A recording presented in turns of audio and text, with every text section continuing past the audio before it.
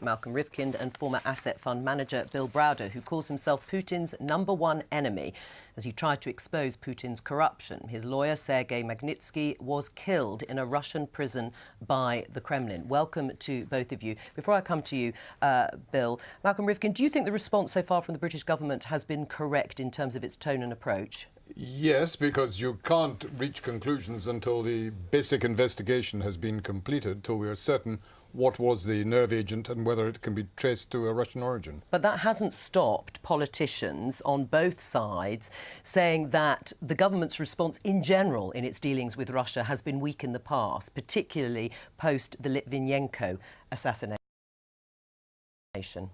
I think governments always try to see if they can both respond but also maintain some opportunity for dialogue because of the wider issues that are always relevant, like counter-terrorism policy, policy on nuclear weapons and issues of that kind. But I have to add, if it is established in this case that it was clearly of Russian origin and that the Kremlin is the most likely explanation for this, then I think the consequences have to be very severe. Well, what would they be? Cutting off all diplomatic ties? Ultimately, you have to consider that, because if, following on the Litvinenko affair, if it is established, to our satisfaction, that Putin directly or indirectly was responsible for this, then in effect he is behaving like a rogue state. And it is, I think, becomes progressively more difficult to contemplate normal diplomatic relations with such a government. Bill Browder, what has been your experience with Russia in terms of your business dealings?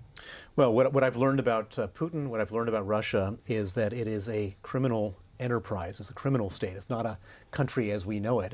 Vladimir Putin is one of the richest men in the world. He's worth $200 billion. He's gotten that money from extracting it through extortion and graft and theft from his country. He keeps that money all over the world, and his main objective is to stay in power and to keep his money safe in the West. And in this particular instance, the major theory I have about what would be his motivation for going after this man here is not so much the Mr. Skripal's personal situation, but more he has a whole range of secret policemen and intelligence officers who he has to keep motivated. And they're running out of money in Russia because of their economy. The oil prices are down, and they're now in a situation where if they can't motivate people with money, they have to motivate them with fear. And the best fear is to go after one person and his family and liquidate them in the most horrific way possible. Do you think the British government's response should be tougher even at this stage, before we know categorically who's responsible? Well, this is an act of terrorism, of state-sponsored terrorism. It's an act of terrorism using chemical weapons. And while we're all trying to prove things, there's enough circumstantial intelligence here that we should act on that in the sense of have they rounded up Russian agents, other Russian agents in the UK to interrogate them under the terrorism laws? No. Is that what you would be proposing at this stage, Malcolm Rifkind, that pressure should be put on the Russian state, or a signal that this is being taken very seriously even before we know what has happened? We lose none of these options by allowing ourselves for the next few days to enable the police and the scientists to give us the hard information on the source of this attack, the methods that were used, and where the evidence points to a Russian connection. Nothing will be unavailable in a few days' time that is available today. That's not exactly true. When you have a crime, all the evidence of the crime starts to disappear as time goes on. And if you act on it immediately, and it took them 4 days to take this thing seriously. In the first day, nobody even knew what was going on. In the second day, there was a fight. Slightly less than 4 days, actually, because it happened on Sunday, didn't it? And already a couple of days. We're on Thursday here. On Monday, there was a fight between the Wiltshire police and the Metropolitan Police.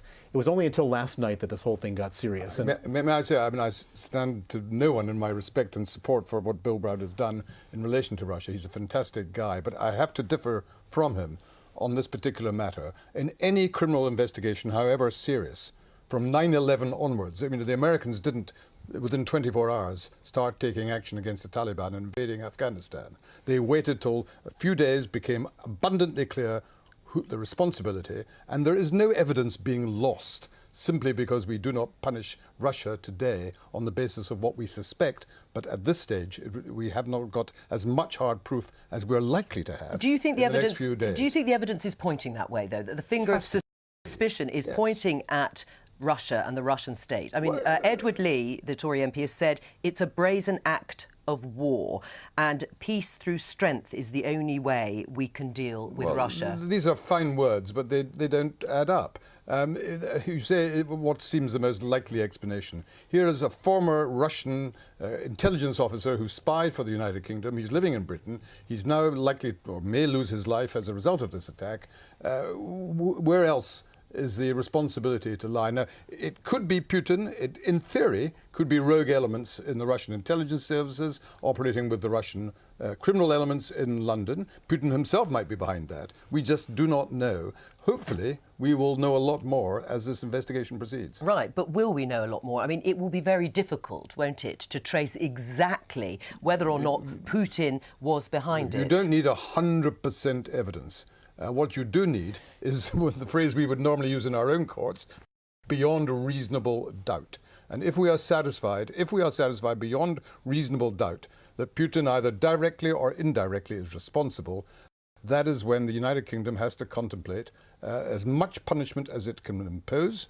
Now, we're not a superpower. There's limits to what we can achieve. Well, but I bring up again the question, diplomatic relations are what you have with countries where you can have a meaningful dialogue. Right. And if we cannot have that with Russia for the time being, then for the time being, we have to seriously consider whether their embassy should just be locked up, closed down, and they can depart for a period of time. People might say, well, that's not very much, is it? It's a hell of a lot. I mean, what else could be done in terms of financial sanctions? Because there are sanctions at the moment. What else could be done to put pressure on the state? It's real clear. We have huge leverage in this one situation because all Russians, Russian government officials, Russian government-connected oligarchs have huge properties here in London. And we have laws in place, laws named after my murdered lawyer Sergei Magnitsky, called the Magnitsky Act, in which we can seize those assets. And we should seize those assets, and I'm telling you that seizing those assets would have a dramatic effect, because after Litvinenko, effectively we did nothing. We kicked out a few diplomats, they kicked out a few diplomats, and then we all came back together. That's not going to prevent them from doing this type of thing. But what will is if their assets get seized. Well, we already have new laws now that if people have a level of wealth in this country that they cannot explain having obtained legitimately, then we can expropriate their assets. And I agree with Bill. Well, has anyone been? Has anyone had their assets? The courts have just been in the process of giving the first authorizations To now, what I'm saying, Russian oligarchs? Well, I don't know the details. There was no Russian oligarchs yet. What I'm saying is I agree with Bill. Not just a question of whether they happen to be oligarchs. If they are, we operate a rule of law system.